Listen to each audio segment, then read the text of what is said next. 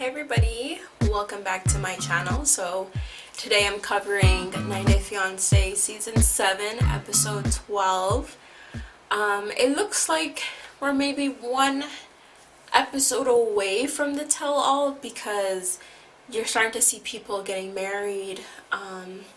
We saw 2 marriages. We saw Juliana's and what's her name? Sascha and Emily. We saw both of their marriages. So we're gonna start slowly seeing everybody's marriage. The episode itself, I don't like when they try to include every single couple because we're strapped for time already. So I felt like everybody had like a little dash of something, but their segments were so short, I didn't really care for most people. So with that being said, we're gonna start with Anna and Marcel. So after episode after episode watching them cry and debate whether they should get married and Marcel actually leaving, but we get to learn that there's a very slight chance that a visa can be reissued. And Marcel happened to be lucky, and he, I don't know, I guess had went to the embassy to re-interview or something, and they approved his visa. So with how timing works, by the time he gets there, that's when his 30 days are up. I mean, his 90 days are up, so I don't even know why they would even allow him to go. Unless he had said, like, I don't know, my parents have threatened to come, so I had to come when I didn't get to get married. He'd have to say something like that, because at this point I'd be like, you had the whole 90 days, and at the end now you're telling me you want to go back after you left on your own free will. Anyways, it seems like he got the approval from his family, which all I felt like is if he had been honest with them, told them the truth. Look at that. They still accepted his marriage, but because he kind of masked it under like a lie, that's why they were feeling some type of way. But I feel like his mom did feel bad for him, that he can't be with someone he loves and he really wants to be with her, so she kind of said, go on, go about your business. So then he's going back. In the meantime, Anna is telling her kids, like, the wedding is back on, we're gonna get married, how do you feel about that? Her 2 youngest sons were very accepting of it because they like him and they want to develop more of a relationship with him. And her older son, which I don't know none of these kids' names, was like, nah, I'm not feeling this. And he's like, do I need to come to the wedding, and blah blah blah, basically acting like a brat. But yeah, so their wedding is going to be on track if they're going to have a wedding. So we'll see what happens with that. So next we have Michael and Juliana. So you finally get to see them get married. Their wedding was beautiful. I still don't understand how you will spend so much money on a wedding that, don't get me wrong, it looked nice, but I forgot how much she was quoting. I swear she was quoting like $100,000. And I'm like, I don't see it. The wedding is nice, but it didn't look over the top and fancy. It was really cute seeing his kids talk. I have to say, even though they have a big age discrepancy, I can see the love they have for each other. I feel like they really do care for each other. So it was nice to see versus the gross, like, I'm trying to get here for a green card type of love. His wife Sarah was the officiant, which was weird. But based on, I've been on their Instagram and they seem like they're very big, happy, blended family, so I don't think that was completely weird. Not as weird as the producers and TV show made it seem like it was. So yes, they got married. Great. Next we have Tonya and Simeon. Simeon meets up with a friend who came from Pennsylvania to visit.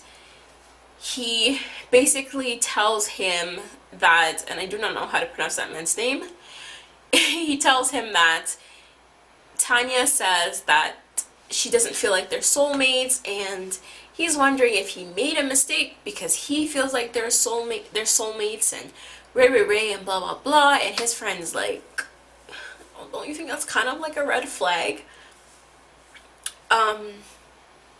But he gives him his kind of 1-2 on it, and then says, you know, this is your decision, it's up to you what you decide to do. And I respect that. I can tell a friend when something doesn't seem good, but I also don't expect for you to take my advice because you're also grown. So if you feel like what I'm saying is wrong, I respect that, but I'm not gonna push you to do something that I like if you don't feel comfortable doing. So meanwhile, Tonya goes for dress shopping, and her demands are not the typical attire for a wedding dress. She wanted it black, red, or champagne. I didn't know they had red wedding dresses. So she kind of, I don't know, I feel like it's almost like she's trying to like sabotage her wedding, where it's just like, I want to look so different and so unique that like I'm not gonna look like a bride, I'm not gonna look appealing, or I'm not gonna look like the prettiest girl on her day. I feel like if you're not into weddings, then don't have one. You can still get married without having one. And so she brings her friends from that we saw from New York, her mom and her sister. So you could tell that nobody agreed with what she was saying, especially because she was so against white. Like, I could understand if she had like a vision for her dress, but she had no vision. She was just like, I wanted to look different and not like a wedding dress. So I feel like everybody's thoughts were like, can you try on a white wedding dress, please? So she tried on a dress, which everyone liked them better versus that black dress. That black dress looked like a funeral / church dress. It did not look very elegant, pretty, like a wedding dress. So she tries on a white wedding dress. Everyone loves it. It seems like people in her close circle are scared to speak up, because I don't know if this is something my friend's gonna wear once, is like a once in a lifetime decision. I'm gonna tell you, like, girl, I'm not feeling that. It seemed like they were just very complacent and okay with her requests and how she was acting. It was just like, you know, that's Tonya for you. And I was just like, you guys, none of you guys are gonna speak up. So then she tells them that the whole soulmate thing and what she told to Sinjin, and I felt like they wanted, and everyone felt the same, but no one really spoke up. Everyone kind of just sugarcoated stuff. I hope you didn't tell him in that way, and blah blah blah, like, but in their confessional, everyone's like, that was kind of hard. Like, if I was being treated like that, or if I was told that, I would feel some type of way. And I feel like Tonya doesn't understand. It's like she has like no emotion. She can't empathize with people, because she's just kind of like, I don't understand what the big deal is. I just told the man who I want to be with forever that he's probably not my soulmate, and it was my first love was my soulmate, but I still want to get married to him and have his babies. Tonya, do you see how that doesn't make sense? I don't think she does, and if Sinjin decides to marry her, that's on Sinjin. So next we have Emily and Sascha. So Emily and Sascha have to do a quick wedding. They decided to rent an Airbnb, get married on the beach, which I think is a quick and fast way of getting married, but it's still beautiful. She has probably like what, 4 people, including her sister there. Sascha's family couldn't come, but his mom and son reached out, wished him well. He's kind of warming up to Betsy, but like I feel like not really. I feel like they're just cordial at this point. Her cornering him and saying, "Can you promise this?" and like, girl, he can promise the world, but that doesn't mean anything. This is his 3rd marriage, okay? So his word is not, it doesn't have any weight to it at this point. But they get married. It's very beautiful. I'm not feeling Emily's hair. Her hair, I don't know. Her hair blends with her skin and she just looks like washed out. And then her roots were growing. I don't know. I wasn't too fond of her look, but you know, that's not my day, that's her day. And she had a time crunch, she had a budget. She did everything within the right amount of time and budget, so good on her. So that's all I have to say for them. So next we have Robert and Annie. So the only scene that I've seen Robert treat Annie good. So I'm sad that he treated her good because he was feeling guilty and not because that's how he always does things. But I really liked the way he was treating her. I liked the way that they were going to look for some shoes for her wedding dress. She found something she liked. He liked it too. And she asked them, "Okay, how much does this cost?" Because she knows how money is with Robert. And he said, "Don't worry about it. I'm gonna get it." And stuff like that. I'm not saying that Robert should be a yes man, but the way he was treating her, I felt like that was the only time I've seen him treat her like a lady, like a woman. Versus, "Oh, you always be asking for stuff and you're so rude, blah blah blah," and them always fighting. So I'm very glad that Robert apologized to her and let her know that like that was really disrespectful. Me and my brother shouldn't have been talking to you that way, and I will never talk to you that way again. I'm sorry. So she accepts his apology. And it seems like she really is taken to Bryson, which I appreciate. So then she meets up, so her and Robert meet up with Bryson's grandparents. I don't know their names.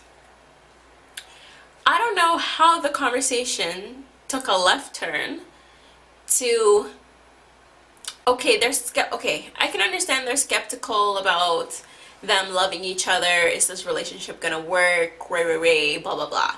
But I felt like they kind of are trying to run their relationship in the disguise of like, "Oh, it's for Bryson.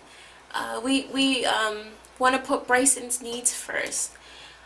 I felt like they were being so rude, even though they're like, "Oh, we don't want you to think that we're saying this in a rude way. You were going to write her a check so she can go back to her country. You didn't make it seem like, oh, just so you know, we'll put some money aside from you if anything were to happen." No, it's just like, you know what? I can write a check for you to go back, and you can leave our country and blah blah blah. Like, my country this, my country that. You can be sent back. And she was like, "You're not my sponsor. It's none of your business. This has nothing to do with you." And it's right. Like, they have nothing to do with the relationship. And I don't understand why they need to put their 2 cents in. Their grandparents, they're part-time grandparents. So you're not with your grandson 24/7. So you cannot determine who raises him, who he's around. And you don't get to pick your daughter's ex-man's wife. It doesn't matter who he decides to be with. He's picked someone, so ultimately you need to deal with it. Point blank period. So we have Myka and Natalie. It's a small segment. Michael's a lawyer, saying that when he went to the embassy, I'm not sure, did he say when he went to the embassy or something? He ended up figuring out that Natalie's paperwork was deemed classified. He didn't know what that meant, and he was confused about it. Does that mean something crazy is going on? And the lawyer was just like, I can't tell you nothing. I don't know. But you really need to consider your options if you're going to sign up for this visa. That's it. I don't understand why Mike is trying to, I don't know, hang in there with Natalie, because she's crazy and they don't have anything in common, and the main topics that will bring you together or you want to have similar interest in, they have polar opposites, and there's no compromising going on between them, so they should not talk at all. Next we have Blake and Jasmine. They were very funny. We learned that Jasmine has no interest in working whatsoever. She wants to, I don't know, find her inner peace and just be with one with herself, and she's not a 9-to-5 girl, which is bullcrap. She'll do social media once in a while, but you can't even call her an influencer because she wouldn't even try to make money on social media. It's like, oh yeah, I'll post some pretty pictures of myself, but I'm not planning on working. So then what is she going to do with her time? Because Blake is going to be working in the studio and stuff like that. You don't want to hang out with his friends. You don't like the drinking and stuff. So then what are you going to do when he's out all day in your apartment? Aside from hanging out with your sister, you can hang out with your sister so much to the point that you're just like, okay, cool. His parents and her parents meet up. I feel like when Blake's mom was asking appropriate questions, when she turned to Blake and asked him, like, so what's your take on this? He's sitting there like, huh? My take? Like, yeah, your take on this. This is your wife. She's saying that she's, I don't know how old she is, but she's a young girl talking about, well, I don't have a good work ethic or something like that. And I'm just like, that's to show you that she likes things handed to her. And I feel like Blake needs to be man enough to open up his mouth and say something, because you can clearly see that he's not for this. And that he's going to struggle when he doesn't have to. Even if she wants to be an influencer, even though that is not a full-time job for a lot of people, she can make it a full-time job. But she doesn't even want to do that. She just wants to relax and be peaceful and live a positive life while someone pays her bills. And it makes Blake look like he's been taken for a fool. Her parents seem kind of like not really understanding the concept of you're living in LA, so you need to work, and it doesn't seem like they're fazed by this. And then next we have Angela and Michael. So it was a small segment as well. Angela kind of gets defensive about his Michael's brother saying that he needs to go find a girl in Nigeria if this doesn't work out. Eventually Michael stands up for their relationship and says, I'm a grown person, I want to get married, I want to be with you, you're my fiance, I love you. And everybody's kind of on board. I'm assuming that's his mom and dad. We're kind of like, yes, I like you, we think you're good together, we think you should get married. They hyped her up, and so she's kind of left, so the door is kind of left a little bit open for the possibility of them getting married in Nigeria instead of America. Spoiler alert, they do get married in Nigeria. There's pictures on social media, but after all that hooping and hollering, she ends up getting married to him in Nigeria anyways. So hopefully he can eventually come to America, but Michael, the grass is not greener Stay where you are. You're living a good life. The grass will not be greener up in Georgia. But anyways, that concludes my recap of 90 Day Fiance season 7 episode 12. If not 12, 13. It's whatever the description says. So don't forget to like, comment, and subscribe. Thanks for watching.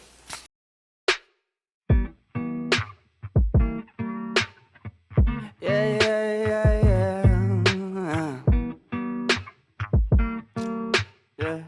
Yeah.